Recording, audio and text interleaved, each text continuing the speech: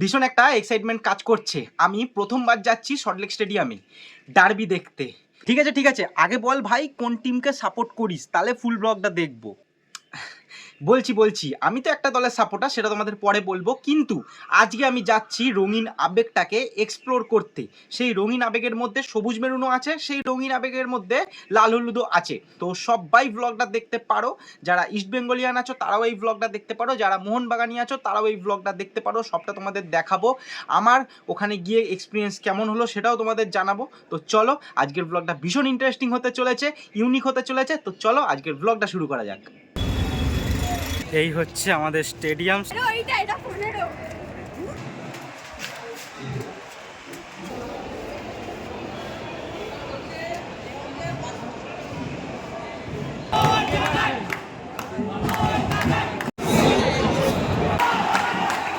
তোমরা এই ডার্বি কে কে দেখতে আসছো আমাকে অবশ্যই জানিও। আমি যেহেতু সোদপুরে থাকি তাই সাইকেল নিয়ে পটাপট করে সোদপুর স্টেশনে চলে গেছিলাম, ওখান থেকে ট্রেন ধরে নেমেছিলাম বিধাননগর।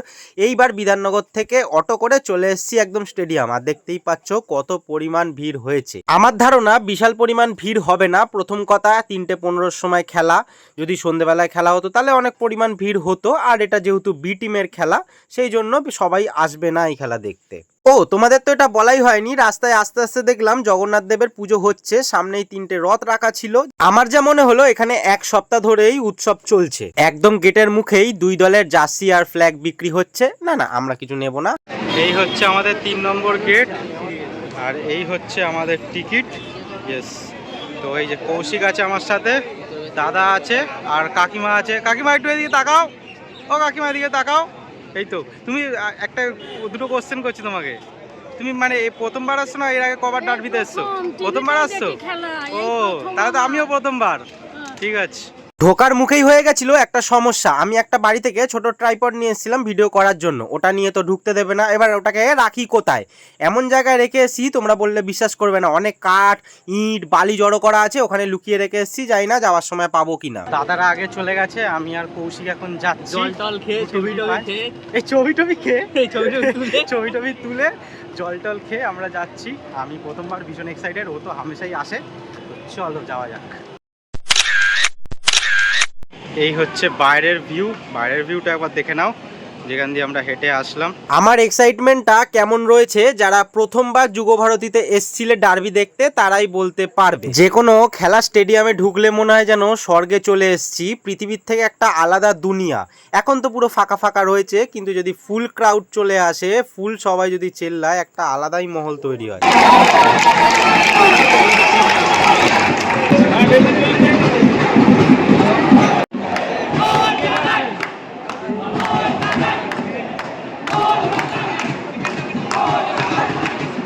আশা করি তোমরা অনেকক্ষণ আগে বুঝতেই পেরেছো আমি কোন দলের সাপোর্টার বা আমি কোন গ্যালারিতে বসেছি। আমি পুরো স্টেডিয়ামের মধ্যে সব থেকে অপ্রস্তুতে পড়া এই দাদাকে দেখেছিলাম, কারণ মায়ের সাথে এসছে, মাঝে মধ্যে যা স্লোগান উঠছে কি আর বলবো।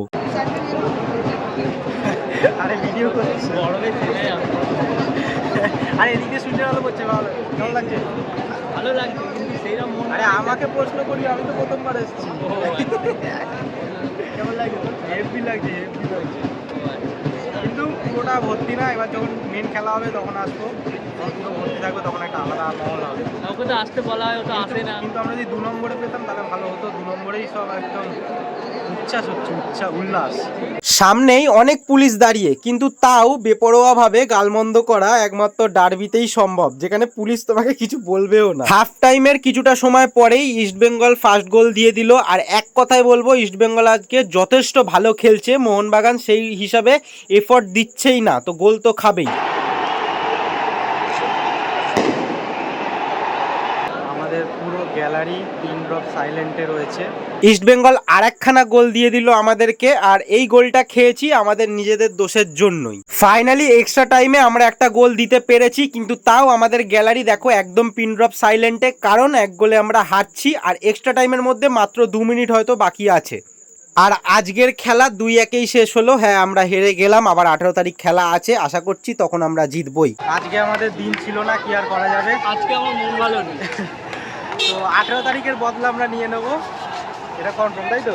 18 তারিখ দেখা তোমরা হয়তো প্রায় সবাই দেখেছো স্টেডিয়াম থেকে বেরোনোর পরে রাস্তার ধারে ধারে কিন্তু ঝামেলা হয়, কিন্তু এইবার হয়নি। আমাদের ভাগ্যটা ভালো, কারণ দুটো টিমেরই তো বি টিম খেলছে, সেই জন্য অতটা আবেগ কেউ দেখায়নি। দেখো বাড়িতে নিয়ে এসছি হচ্ছে স্যান্ডউইচ, পনির স্যান্ডউইচ, ভেজ স্যান্ডউইচ মিষ্টির দোকান থেকে। এই শনিবার বাবা ওটাও নিয়েছো কি?